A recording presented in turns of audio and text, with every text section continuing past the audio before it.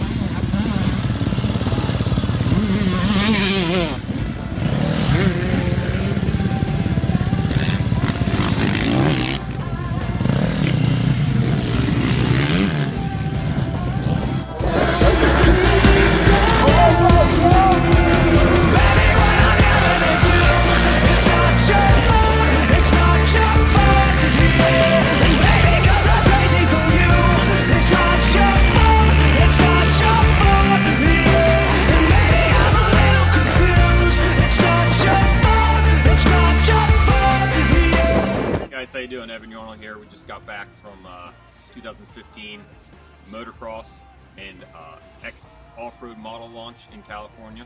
The trip went really well. It was kind of a good mix of not only meeting other dealers, meeting all the insides and sales staff at KTM, but also getting a chance to go to Cahuilla Creek, ride all the new models, everything from the 150, 125 SX all the way up to the 450 SXF and even the 500 XTW. So they had two courses set up, one for moto, one for off-road. So it really gave a good mix of, you know, what you might use the off-road bikes specifically for, and then obviously, you know, really get a test for what the motocross bikes are used for. Like I said earlier, unfortunately I didn't get a chance to ride, but I brought Johnny Lewis with me, and he was shredding on all the models. And as far as the technical side, what a lot of everybody's really looking for info on, there's a lot of changes across the board. Even from 20 feet, though the bikes might look like they simply just have an orange frame and a little bit new graphics, you know, when you go a little bit deeper than that, there are some significant changes on the chassis side. Everything that they told us, we went over in the technical meetings. They really focus a lot of their effort on the chassis stuff across the board. Mainly starting with the frame. Obviously, you know, the frames are all orange for 2015, and that's the same for the W models, the XC and the SX bikes. Really gives a good pop to the color, adds to the luster, so to speak, of what you always see the factory bikes being for off-road and moto. In addition to the orange frame, going a little deeper than that, the rear cross member section where the linkage bolts onto, instead of having multiple piece weld, the whole piece is billet. So not only is it lighter, it's significantly stronger as well. In addition to that, they've changed the leverage ratio for the linkage. Linkage is completely different. Changes how the bike sits up. And in addition to that, with the linkage being different, they've changed the settings in the shock to accommodate. The shock's actually 4 millimeters longer stroke for this year as well. So all those things really equate to the rear end being able to search for traction much better even than in 2014. One of the other really big improvements to complement the back end of the bike, where they made so many significant changes to the linkage and the shock, is obviously to do something with the fork. A lot of people, you know, there's some widely misspread rumors about the 4CS fork. It's like anything else. There's always room for improvement. KTM, specifically North America, heard some of those, some of the feedback from the customers. They literally, from the outside, they look the same, but internally, they started from scratch. There's settings specifically derived for the North American market by the R&D department in California. Not just what you'll hear from John, but a lot of the other internal riders with KTM, they really like the stuff.